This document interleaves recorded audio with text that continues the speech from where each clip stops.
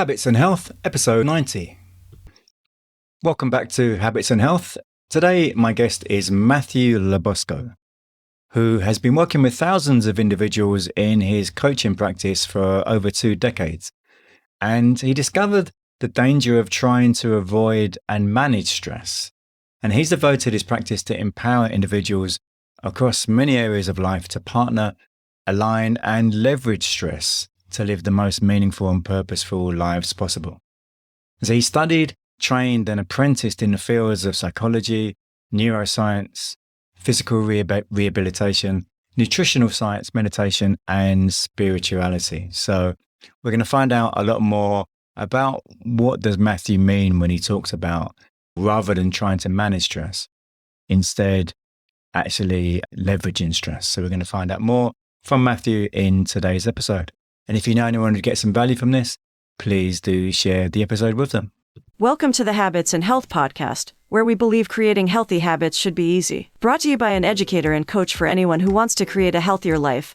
Here's your host, Tony Wynyard. Habits and Health, my guest today, Matthew LaBosco. How are you, Matthew? I'm doing fantastic, Tony. How are you? I'm doing well. We're back in Florida again. Yeah, second time this week, huh? Yeah, where it's at. When this is released, it will be, it won't be the second time of the week as far as the release is concerned, but yeah. Good point, yes. But you're clearly not a Floridian by that accent. Nope, you nailed it, my friend. I am from the Northeast, Jersey, New York, tri-state area, as they say, yes. Obviously, the weather's very similar, isn't it? I'll tell you, the summers aren't that different in New York City than Florida from a humidity standpoint. At least the last couple of years we were in New York City, I would say similar. And there's no water in Manhattan that you really want to jump into. Being on the coast of Florida, I would choose that any day of the week. So when did you stop at other places before making it to Florida? How did you get down there? Yeah, my wife and I, believe it or not, have moved about 17 times since we've been married. And it was all part of being on this mission to find a new way to relate to health and vitality, which I'm sure we're going to get into today. But so I lived in California for about 13 years, Southern Cal, Florida, different in Manhattan, different places in New Jersey, so Boston, Massachusetts. So we've been around the block for sure. So where was the first place you moved to when you first left New Jersey? So it was our first Manhattan. If you don't count the moves in between New Jersey and New York, the first big move was to Florida. And we did a small stint here in Florida. We were actually in Manhattan when 9/11 happened, which was quite an experience, as you could imagine. And then I think we stuck around for maybe another year and just were done with the winters and the summers, really. And my sister had moved down to Southern Florida. So we're like, hey, let me get out of here and check out Southern Florida. And so we moved to Florida first. We were only there for about 6 to 7 months. And then we moved to Southern California to study with my first most influential mentor. And we were out there for about 13 years. And then we moved back to Florida about 6 or 7 years ago.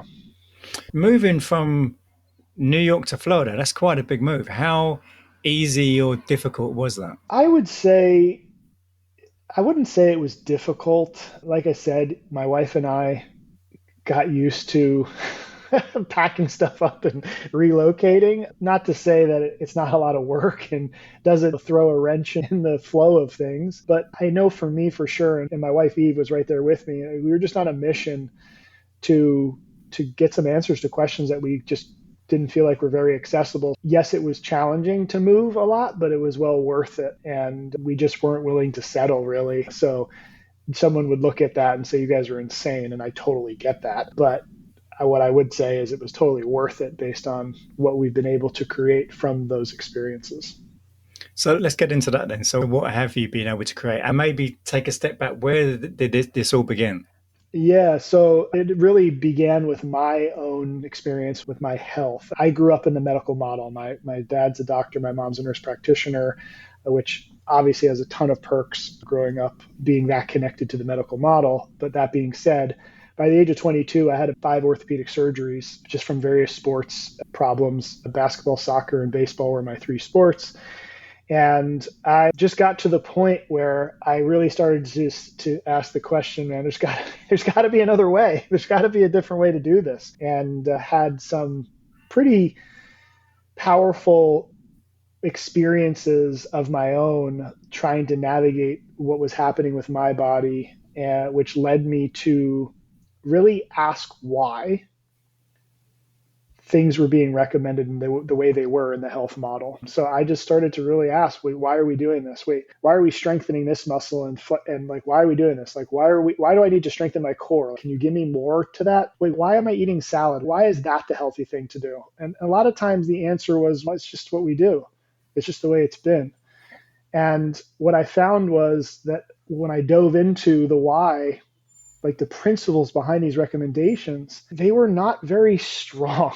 They were not very stable. And they were based on things that I would say are very outdated. And so it led on this 20-year journey, number one, managing my own physical body at first, and then navigating lots of different systemic illnesses and things that my wife and I were managing, just different inflammatory processes, all kinds of hormonal things that my wife was managing. And again, like we had direct access to the medical model, right? And there's so many things just didn't make sense. And I couldn't really get good answers as to why we were doing what we were doing, besides that's what we do.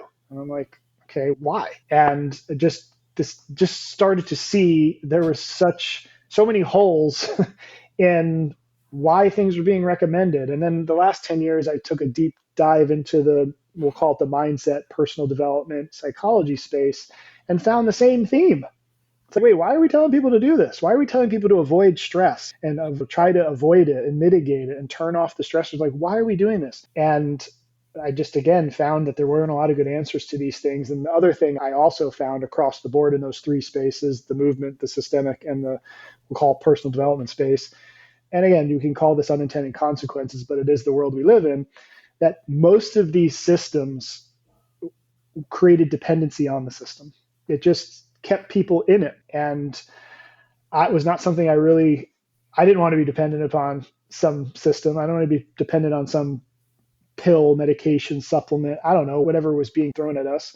I wanted to learn how to be empowered. And that was when I started to break down the difference between health and vitality.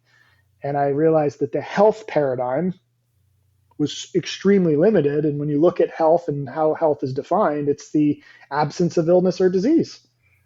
Can we do better than that, please? I just don't think I incarnated to be absence of illness. Like, there's got to be more than that. So this idea of vitality, like when you look up the definition of vitality, it's exuberant physical health, mental vigor. It's living meaning and purpose. It's living life to the fullest extent, like getting every drop of life out of life. I want that.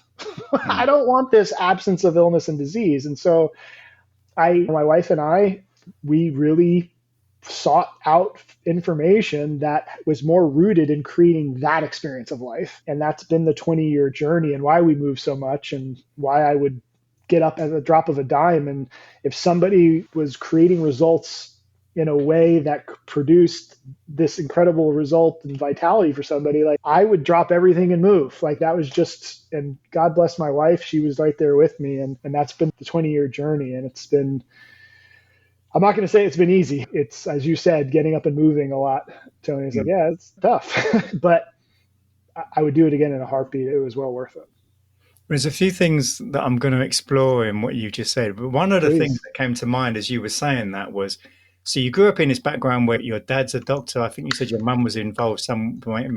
Nurse practitioner. Right. It made me think, so when you were talking about how you were questioning things, I think it was at 22, and how things weren't making sense to you. So was there, I wonder, when you were growing up, was there frustration from your dad about the medical system? Or is that where that came from, that questioning? What? I wouldn't say there was. I would say that my dad was a phenomenal physician. He was an OBGYN, and a lot of the people that I would meet in town were like, hey, your father delivered my son or my daughter. I got out of speeding tickets because of my dad. Thanks, Dad. I don't know if he knows that. But so he was very well known and very well respected. And you could bump into people and say, oh my God, your dad. Mm-hmm. And so I didn't get that from them. I would say both of them were and are still pretty committed to that paradigm, although I've definitely influenced it to some degree over the 20 years. But no, I didn't see him struggling with it in the beginning. A couple things I would say that I saw started to become an issue. And I'll never forget this one thing he said to me that had a big impact on me was because this is when I was really questioning things. And I asked him, I don't remember what we were talking about, but I was asking him why certain tests were done and why have we named that the marker for X, Y, and Z, and just getting into it with him. And I'm very gracious because he would entertain me on all of these conversations. And what age were you talking about? It was probably in my mid 20s to 30s, really when I was really getting after it in a pretty intense way. I have a tendency to go all in for better or for worse. And he said to me once, he goes, Matt, I have 8 minutes to figure out why someone has a headache. I was like, wow, that put things in perspective a little bit. And I don't know if it was always that way, but it was the first time I sensed he was like, yeah, like I got 8 minutes with people. Like I got to run them through this thing. And so I just got to go with probability. Okay, if this person has a headache, it's probably X. And if I give them Y, they'll probably won't have a headache anymore. And if it's not 70%, well, then it's 30%, and then the rest of it's usually this other thing. And I was just like, oh my God, man, something's seriously wrong with the system here. So that was the first time I sensed like he was a little handcuffed a little bit. And I feel But did he realize that? Never articulated it to me in that way. My dad wasn't somebody that would say those things out loud, but I sensed it for sure, Tony. And I think he practiced a long time. And one thing that also really influenced me with my dad, and he retired. He finally retired. No one thought my dad was ever going to retire, right?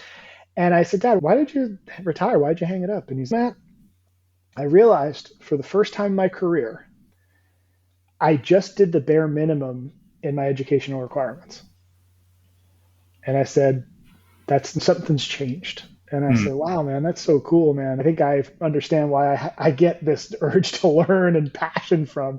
Like when he said that, I was like, wow, that's so awesome, man. I totally respect that and good for you. So I think, as you know, Tony, like systems evolve and the way medicine was practiced 20 years ago doesn't look like it does today. And probably 10 years from now, it'll look different than it does today. And so I think there was definitely some frustration that he sensed. I know if my mom definitely articulated it more. And I would say, again, I don't know this, but I know into my journey of challenging and just asking questions to things, like she would really be like, yeah, that's a good question, and start to explore it a little bit more. At least I saw her do that more. Can't speak to if my dad did it behind the scenes, but we would get into some fun conversations together. But I could sense her frustration with the system was definitely more outwardly expressed. Let's say that. Right. And so you mentioned about how much help your wife gave you in many different areas. So what capacity is she involved in health and so on? Yeah, so there's 3 spaces that we've taken deep dives in. I'll just call it the movement, physical rehabilitation, fitness space. So just everything that has to do with muscles and things like that, and fitness and rehab. We've also taken deep dives into, I think of it as the systemic realm, which obviously nutrition's a monster there. And then this last space, personal development space, mindset, psychology, et cetera. Those would be the 3 spaces we have both done deep dives in.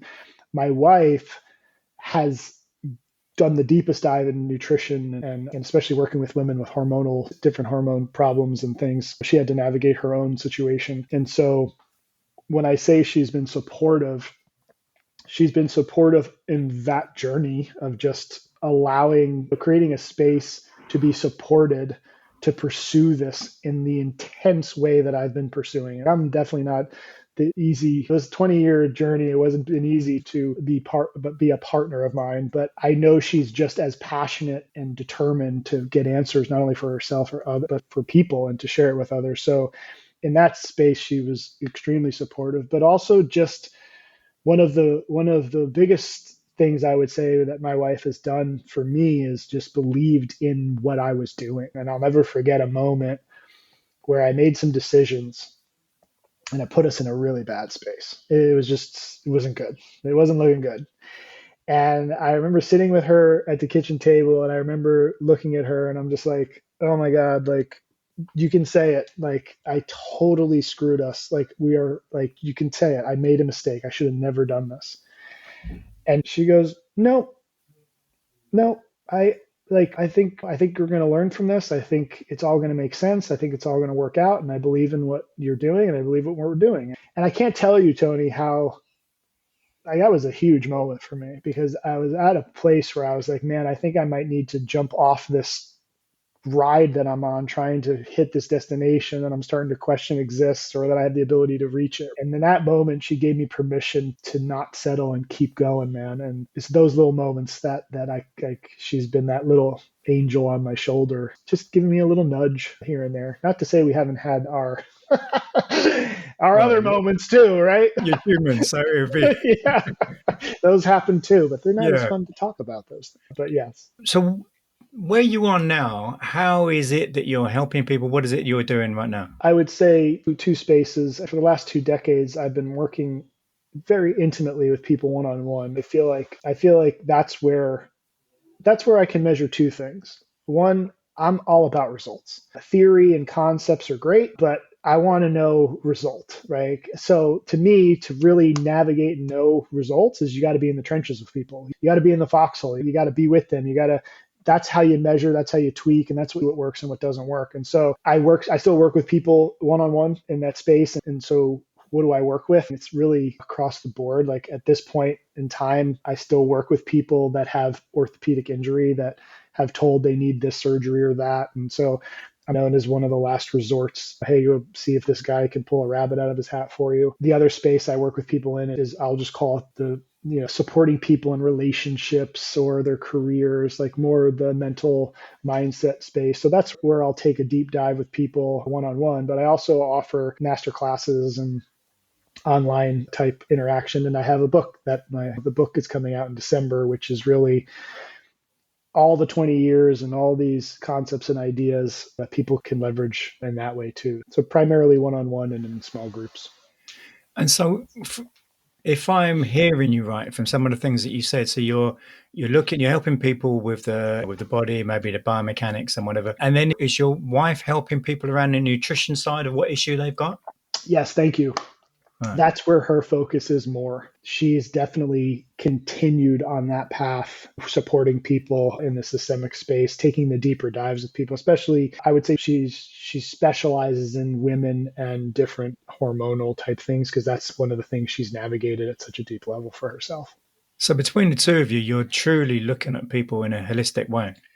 That's been the goal, Tony, is to not be biased by my tool, but be biased Right. on what the client needs. As Warren Buffett says, never ask a barber if you need a haircut. It's one of my favorite lines, right? It's whatever I have, you need. And so I try my best to stay as objective about things. And I call it trying to find the big rock. Someone can come in with shoulder pain, but that doesn't mean their biomechanics is what's causing the pain. And I learned that very early on in my practice. And it's not to mention, I could find something biomechanically wrong with anybody and then justify that's what they need. Right. And that never felt right to me. I just didn't feel like I was really helping anybody. I was just helping my bank account there, because you could create a narrative. People don't know the difference, right? And so that's why we took these deep dives into these other spaces. And I really wanted to understand I call it the trilogy of vitality, but how all these things are influencing. And when I assess somebody, really looking for, again, I call it the big rock. If it's not, and because people come to me with back pain and this pain and that pain, and I'm like, man, you don't need mechanical improvement. You don't need body work. You don't need, that's not what you need. Like you don't eat or I don't know, like whatever it is, or you're stressed out of your mind, or so looking at it in that 3-dimensional kind of space or holistic space, and really trying to give somebody what they actually need, not just giving them what I have. And I'm guessing that approach must really surprise some people, because they think it's X when it turns out it's something completely different. You got it, Tony. And it's one of those conversations that I've learned to have with people, right? And the way that sounds is, if someone comes in and says, hey, my back hurts, I need you to massage it or do what you do mechanically. And I'll say, listen, and I'll walk them through a whole process and really assess those 3 spaces and get them to a place where it's like, wow, so it sounds like stress in this space is the biggest contributor to your pain. Would you agree with that?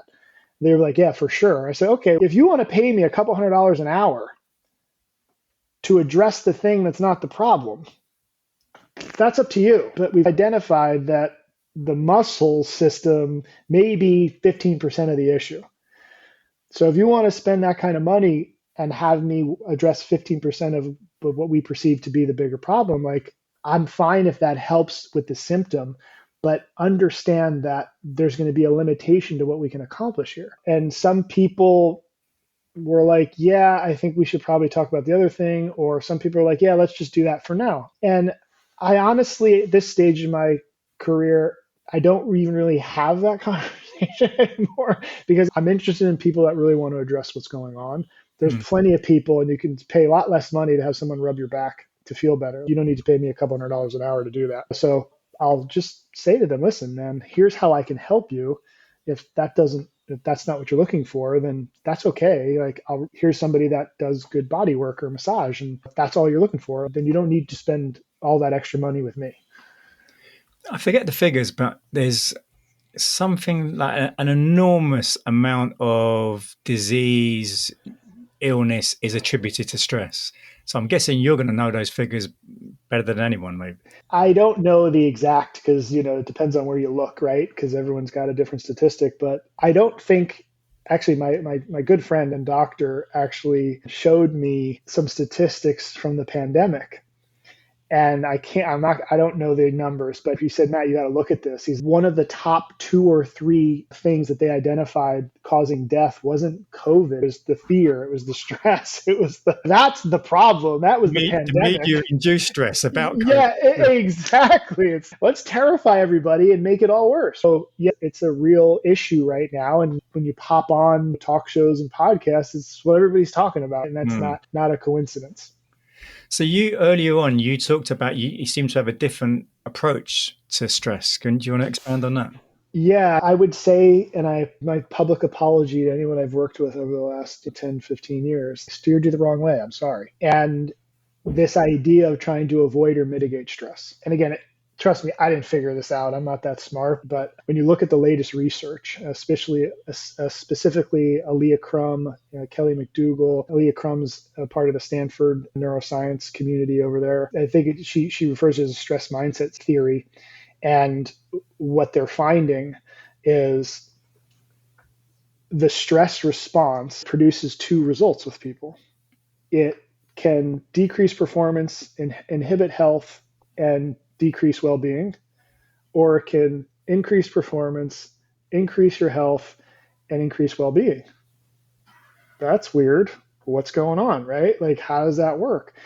And what they found, which I thought was just mind-blowing and changed the game for me, and also just made fundamental sense based on other principles that I've learned inside of Vitality, was the reason why stress would have a negative effect is the variable that made it have a negative effect versus a positive effect was how they viewed stress. So if people looked at stress as something that was bad, something they had to avoid, and they were inside of strategies to eliminate it, that's what created the negative effects, to the point where they measured the arterial walls and saw that when people would orient to stress as a negative thing, that's when they saw arterial wall constriction, which obviously there's plenty of research that stress creates heart attacks and it's bad for your heart. What's fascinating is when people did not orient to stress as a bad thing, they embraced it as a resource or leveraged it to perform at a higher level. The crazy thing was that our arterial walls, they didn't constrict. Like, the negative impact of the stress response was no longer there. And I was like, God, that just makes sense to me from the standpoint of, and this is what I have found across those other 2 spaces, which is the movement and the nutrition space, that the system is more often on your side doing what it's doing because it's there to support you, not because it's trying to ruin your day. And so what they found with the stress response, and this really blew me away, Tony. I just love this. So I'm going to share it with you guys in the audience because I don't think it's out there enough. So we all know that part of the stress response, adrenaline and cortisol are secreted, and how evil, quote unquote, they are. They're really not. If you didn't have cortisol and adrenaline, you wouldn't be alive. But there's another hormone that's released called oxytocin. Mm-hmm. And in some circles, it's referred to as the cuddle hormone. Cute, right? But Oxytocin is a hormone that actually nudges people or it creates the need to connect with other people, like to be social. So isn't it fascinating that the body, our biology, because when is the system stressed? It's, when there's something we need to address. There's something that we have to address. So the system increases the resources to address whatever situation needs to be addressed. And it secretes this hormone, oxytocin, that encourages us to reach out and connect with others, to support other people, to connect with other people. And that's all built into the stress response. It's okay, maybe this response is here to help us, and maybe we should start to align with it as opposed to using all these techniques. Just turn it off, shut it down, breathe through it. It'll go away. Like, you're anxious, breathe, stop. It's a negative belief. Or it's like, how do I shut it down as opposed to listening to it? Like, and some of the classic examples of this is, I have this new project at work, and like the I'm not enough thing. I don't think I'm good enough to do that. Yeah, maybe you're right. Maybe you should listen to that. Maybe you should take the resources of, hey, we're about to do something we've never done before. Take those resources and build a skill set with it, as opposed to, and this is where I feel like it can be really damaging, and I see people charge into a direction and they're not prepared because they just, that's the fear, like just forget the fear, like just do the thing, like you can do it. Maybe yes, maybe no. I don't know. Like, maybe it's okay to assess, do I have the skills? Do I have the capacity to engage in this thing I've never engaged with? Now, don't get me wrong, it's a continuum. It's not just this or that. There's an infinite amount of ways to navigate this thing. But what I have found to be incredibly empowering for myself and clients is to stop looking at stress as something we have to eliminate and really learn how to work with it and leverage it. And I would say some of my most incredible accomplishments were when I leveraged that thing, because I had access to things that I don't usually have access to. So of all the patients that you're helping, patients, clients, and what percentage would you say the main issue is something to do with stress? Right now, probably like number one on top of the chart. Now, stress could be stressed, which is just a catch-all phrase. But I think now it's more sophisticated. It's overwhelm, it's anxiety, it's insecurity. Like, all those emotions are also things that I feel have been villainized. And when you really get down to why emotions exist to begin with, is their communication systems, right? Like, they tell you an incredible amount of information, boom, just like this, right? And the system that is communicating to you when you're aligned with what's most meaningful and important to you and when you're not. And so when those systems go off, instead of saying, oh God, I'm anxious, how do I turn it off?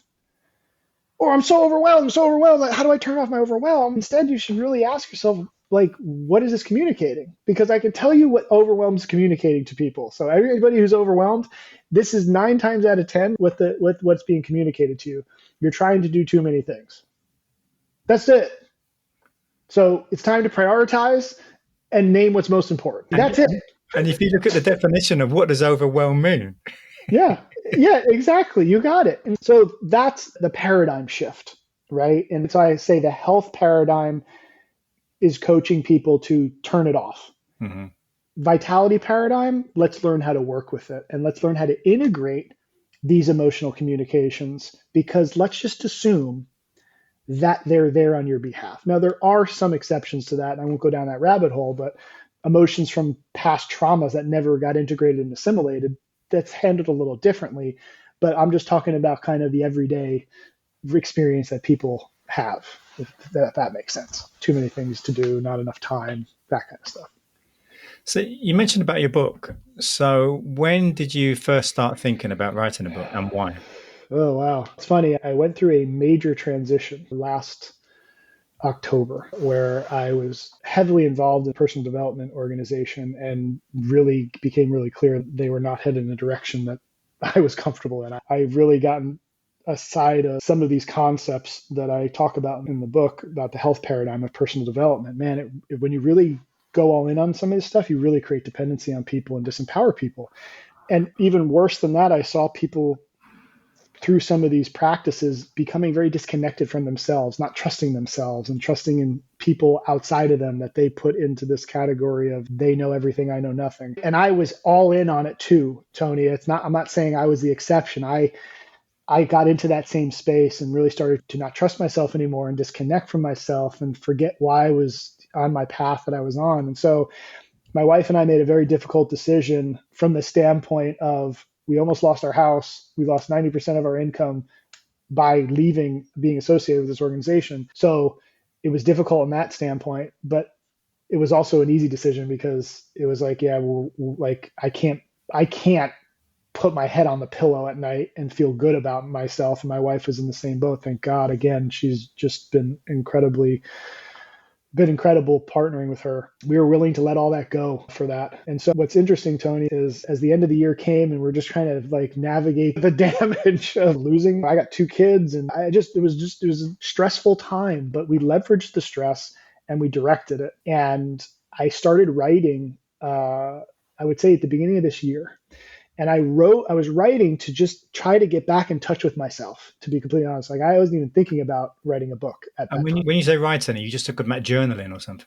Yeah, exactly. Like I just said to myself, you know what? I'm going to get up every morning and just write for at least 30 minutes. Like I just need to journal. Yeah, sure. Journaling, writing, just processing. A lot of people know that can be very therapeutic just to get things out of your head, see it on a piece of paper. And as I was writing about my experience and how I was feeling, I would say around March, April, I really started to reconnect to the path I was on before I got involved with this particular organization. And I remembered, oh my God, Matt, like you were on this bigger journey. I felt like I got reconnected to myself. I felt like I got reconnected to my mission, my purpose. And in about April, I was like, man, I've completed this part of this last piece of the puzzle, which was the mindset and psychology piece. And I said, I think I'm going to start writing my book. And honestly, that was in April. And I still can't believe that I have a book that's going to be published in a month or two here. I started writing it in April. So what is the book about and who is it aimed at? It's aimed for anybody who is frustrated with the health model, is seeking more than being absent of illness and injury, who wants more than that from their life experience, or has been told by the health model there's nothing more that can be done for whatever they're managing. It's for people that might be in, I'll call it the Groundhog's Day of needing a certain modality, medication, whatever, to just become dependent on the system. And so if they're looking for another way to look at this, another option, that's what this book presents. And it basically dives into, again, this health paradigm in 3 spaces: the movement, physical movement, nutrition, and then third, mindset, psychology. And I break down, hey, this is how the health model addresses these 3 things. And here's the holes that I have found and things to be mindful of and be careful of. And then I present, hey, this is what I have found to create vitality when addressing the physical body, the nutrition, systemic, and mindset. And there's just an enormous amount of case studies in there because I've been working with people for 2 decades now. And it's giving people the tools, right? To me, it's about giving people the tools, teaching them how to use them so they can create the life they want to create. As one of my first mentors said, which I loved and why he was one of my most influential mentors, he said, Matt, this is when I had my clinic in LA and we were helping people with physical rehabilitation. He said, our goal is not to put people on our 401k plan.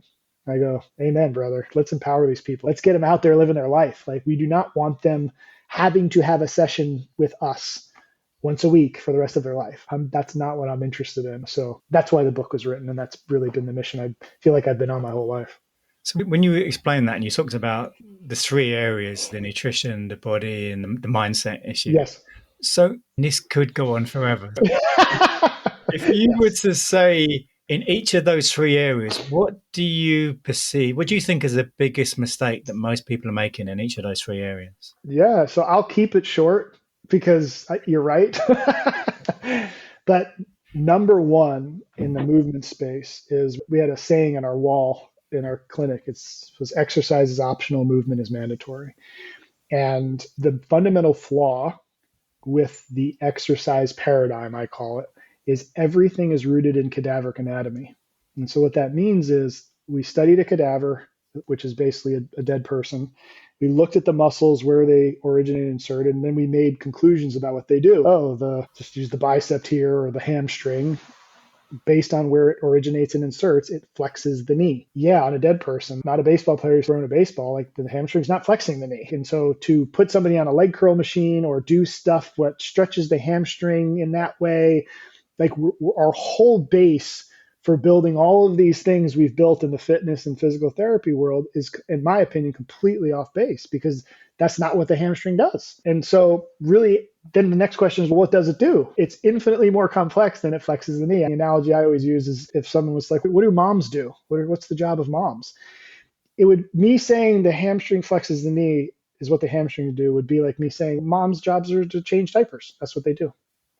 If you want to get cracked across the head, say that to a mom, right? It's an insult.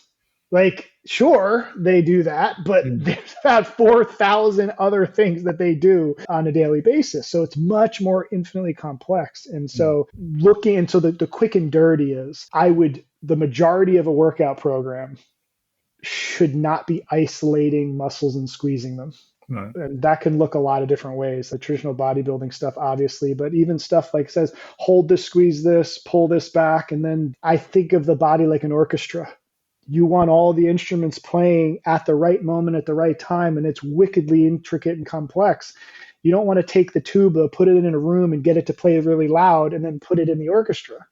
It's not going to be music, it's going to be noise, and that's injury. So that's, without going too far down that rabbit hole, that's what the movement piece. From the systemic piece, and anytime I talk about nutrition, I always say, listen, we might as well start talking about religion and politics right now, because it is a wickedly emotionally charged space. So that's my disclaimer. This is where the start coming in. Yeah, exactly. Yeah. So turn this podcast off if you're sensitive to nutrition. And so the things that I challenged in that space was this idea that low calorie, no sugar, no salt, no fat foods are good. And the whole diet and exercise model of restricting calories and burning more, these things were designed because everybody was overweight, but somehow it all turned into healthy. And in my book, I say sugar needs a better PR firm working for it, because I think sugar has been blamed for everything. And I think there is a wicked overcorrection in that. Personally, I think sugar is not bad. Sugar is essential. If you don't get glucose to the cell, you're dead. So I think we've overcorrected there for sure. I think some of the fundamental things that we talk about with essential fatty acids and all these things that we're just accepted, that's what I really dove into and asked, wait, why? How did we survive as humans for all these years and not have fish oils? That's amazing, right? So challenge some of those things, and really, again, without going too far down that rabbit hole, just kept it really simple. And really, to me, what should I be eating should be based on what optimizes cellular energy production and optimizes recovery. That's the only conversation we should have. We shouldn't be talking about, what do I need to eat to lose weight? What do I need to eat to lower my cholesterol? What do I need to eat to lower my A1C? Like, we're hitting the bullseye on the wrong target, in my opinion. Like, stuff's irrelevant, but it's not good business. There's a whole nother conversation. And so just teaching people like the purpose of food, and that, what really drives me nuts, Tony, is when people are like, I don't eat fruit because it's got sugar in it. Oh my God, man, like we've really gone overboard here. This is insane. So again, major rabbit hole there. And then just to talk about the third space, the thing that I really found to be probably the most destructive out of everything I've talked about so far today is this idea that we're the pursuit of joy and peace and freedom, like that as the destination. That I have like firsthand experience through myself and seeing this with hundreds, if not thousands of people following this idea, has created the most destruction, because we have made the motions the destination. Emotions are not the destination. Emotions are a communication system. And so they're there to tell you if you're aligned with what's meaningful and purposeful to you. So to me, pursue meaning and purpose. Use emotional communication to live purpose, live meaning. And that goes hand in hand with this whole stress thing. right? And so I think so many people, when joy and peace are the goal, and if I'm doing it right, I'm joyful and peaceful. And if I'm doing it wrong, I'm overwhelmed and anxious. And so I just need to stop thinking negative things, and I just need to be peaceful, and I just need to be joyful, and then I'm doing it right. And what I have found when that's taken to the extreme is disconnection. You become disconnected from yourself, right? Because your emotional communication system is there to communicate something to you. So the more we say bad, negative emotions, and I just need to feel joy all day, right? There's a new term out there, which is so true, toxic positivity. People are like, oh yeah, I'm great. I'm always great. I'm always great. That's not real. That doesn't exist, right? That's an I believe, something that's created artificially by disconnecting to normal emotions and communications. We're just not taught how to integrate them. We're not taught how to leverage them. So that was the fastest way I could do that.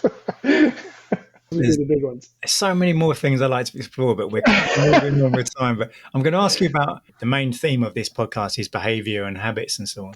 So what do you think about when it comes to helping your clients, your patients, around behavior and habits? What would you say to them? I would say the number one habit to engage with is to start focusing on meaning and purpose as the destination, not what makes you happy. Like, it's another thing that's out there that I feel like can be helpful in the short term, but destructive in the long term. Do things that make you happy. Yeah, but as we all know, the thing that makes us happy today doesn't make us happy tomorrow. And it doesn't give us a context to leverage conflict and things that aren't comfortable. But if we focus on what's meaningful and purposeful to us, it gives us it definitely is going to have us feeling more fulfilled and joyful on the journey.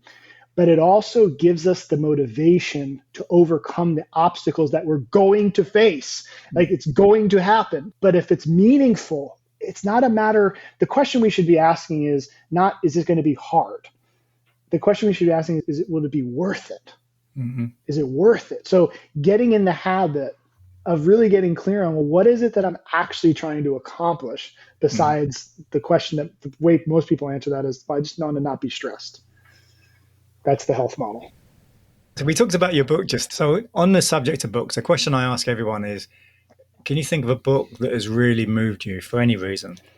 Yeah, there's lots of them, but the one that I would say recently that I just ripped through, it's a great book and it's a quick one for anybody that, because I know most of the people that listen to this podcast, they probably have a stack of books, right? Just like me, that I haven't read yet. But this one's a quickie, and it's by Stephen Pressfield. The first book he wrote that I think got a lot of publicity was The War of Art, which is phenomenal. So if you haven't read that, it's really good. But his new book is called Put Your Ass Where Your Heart Wants It to Be. I loved that. And I think it speaks to, like I said, do the thing that's most meaningful to you. Don't let yourself don't talk yourself out of it, and show up for it. And it really talks to this idea of it'll be worth it. It won't be easy, but it'll be worth it. So that's what that book really reignited that in me. And so I loved it. So if people want to find out more about you and the book, because I think the book's coming out in December, isn't it? Correct. Yep, December 4th. So this is going to be published on November the 1st. So yeah. So oh, it's about fantastic. 4 weeks time in the book, 4 or 5 weeks, whatever, yeah. Fantastic. So if you want to find out more about you, your social media and so on, where would they go? The easiest place would be just my website, which is just MatthewLaBosco.com. I have a blog there, and we'll be using that as the platform for all the other things. I have a Facebook and Instagram account, which is just Matthew LaBosco. I'm not super active on there. I have a YouTube channel as well, but the best place to stay up to date with what I'm up to would be my website. Okay. And finally, Matthew, do you have a quote that really resonates with you? I got two of them right behind me. They're in my office. And one is the Man in the Arena quote by Teddy Roosevelt. And the other is the Jesse Rittenhouse quote. Now, I'll talk about this one, the Jesse Rittenhouse, because I think most people are probably familiar with the Man in the Arena. But the Man in the Arena, again, is just, to me, the embodiment of living meaning and purpose and going for it, and not sitting in the stands and judging people that are getting beat up in the arena, living their truth. But the Jesse Rittenhouse quote is, "Bargain with life for a penny," and I'll read it really quick. "And life would pay no more. However, I begged that evening when I counted my scanty store. For life is just an employer. He gives you what you ask. But once you have set the wages, well, you must bear the task. I worked for a menial's hire, only to learn dismayed that any wage I had asked of life would have willingly paid. And to me, what I think of when I read that quote is I have a blank check and I get to write what my life's going to be.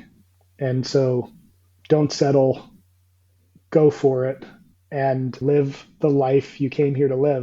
Like I said at the beginning, I don't believe we incarnated to live a stress-free life. That just sounds terrible to me. I think we came here to live a full life and one that's meaningful. And so that quote reminds me to go for it and not to settle. So those two quotes are on your wall behind you, because obviously this is an audio-only podcast, so people can't see. Oh, gotcha. So how long have you had those on your wall? Oh, man. I would say probably 10 to 15 years. Wow. Okay. And how often do you look at that, or either both of them? There isn't a day that I don't see them. Literally placed in my office so that I see them every day for that reason. So that makes me wonder.